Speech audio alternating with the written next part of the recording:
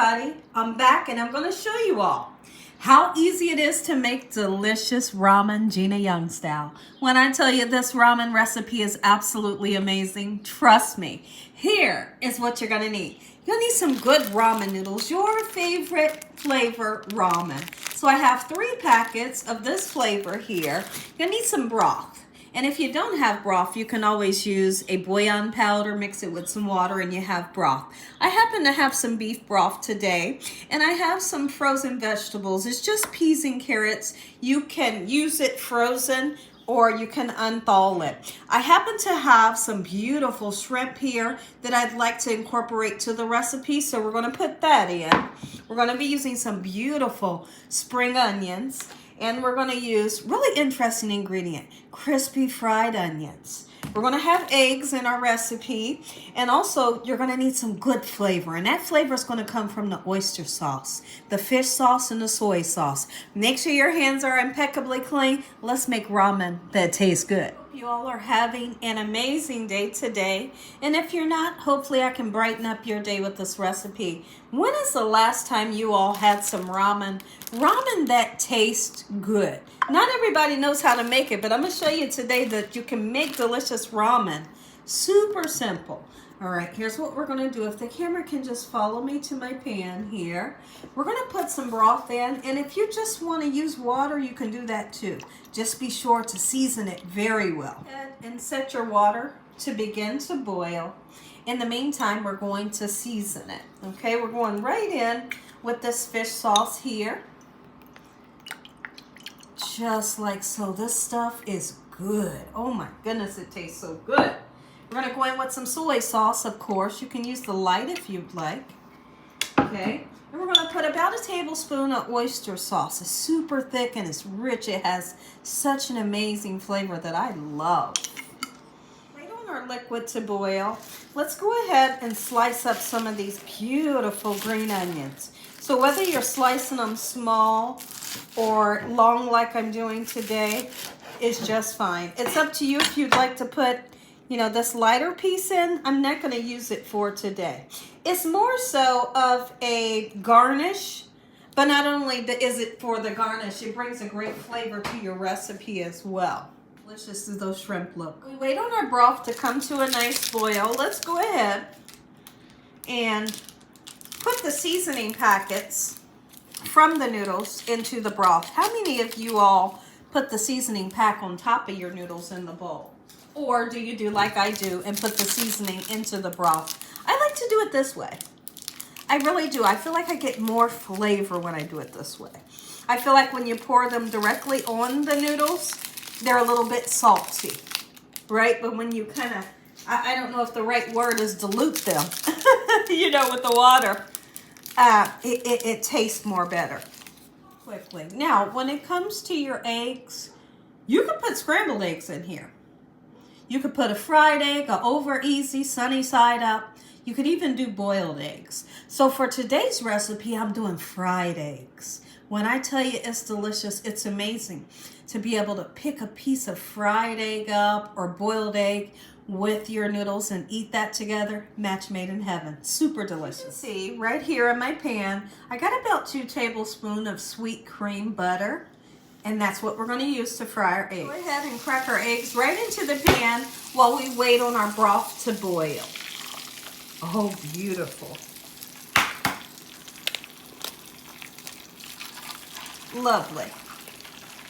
Season up our eggs. I'm going to put some pepper, some salt, a little bit of paprika, parsley flakes to make it pretty, right? Okay, let's put a little bit of pepper. Gorgeous. Look at that. Who's excited for this recipe? When's the last time you had ramen that tastes good and look good? It's the paprika. Beautiful. That egg smells beautiful. All right. Now, we have our broth, and our broth has begun to boil, so we can go ahead, put our noodles in. If your noodles, when you're cooking them, if they ever become straight and not wavy, you've cooked them too long. So that's a great tip that I like to give, because a lot of people struggle with making their noodles, too mushy. when you pull them up with the fork, and you can see that they still got some nice wave or curl to them, they're perfectly cooked. But once they get straight, you've overcooked them. To add the frozen peas and carrots in now because they're frozen, but if they were thawed out, you can put them in towards the end of the cooking process because you know they don't take that long. Let's flip these eggs over. Good. Oh yeah. See now, if my husband wasn't eating these noodles this afternoon, I actually would have made a sunny side up. Oh yeah, and I dragged that yolk all through my noodles, you know, but he doesn't really prefer a sunny side up, so we're just gonna make it hard fried. But what's great about when you make it at home, you can make it how you like, right? Eggs out of the pan. I'm a stickler when it comes to eggs. I don't want for my eggs to be brown, right? I'm gonna show you. Give me 1 second after we flip it over. This right here is gorgeous, and I love the color that the paprika gives to my eggs. Ooh, look at that. The broth just boiling away. I'm going to go ahead and turn those noodles over, kind of nestle them down into that lovely broth that tastes so great. Oh, look at this. My family is so excited. So how I look at it is if I'm cooking for 3 people, I'm going to do 3 packs of noodles. You know, if I'm cooking for 2, then we'll do 2 packs of noodles. Gorgeous. Look at that.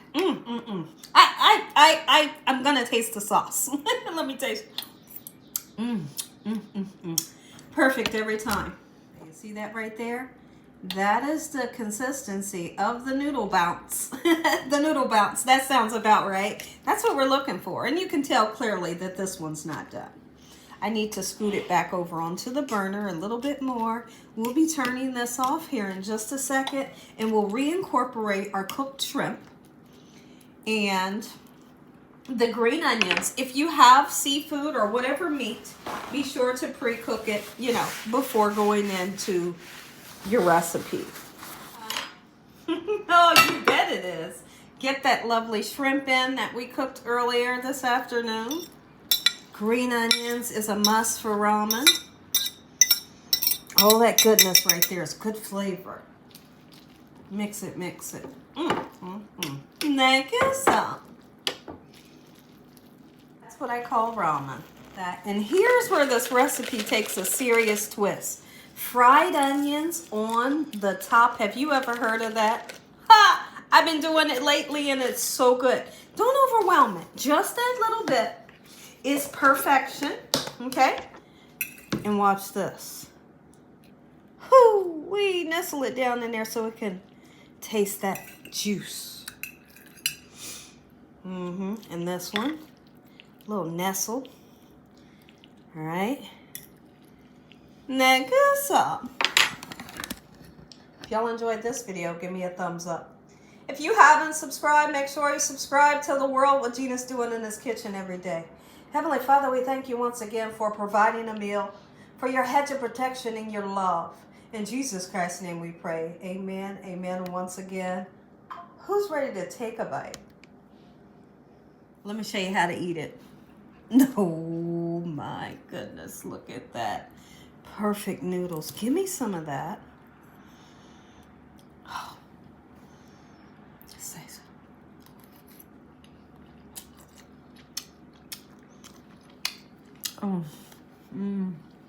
Listen to me.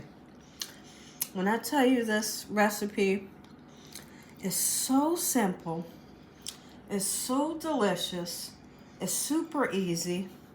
Look at the shrimp.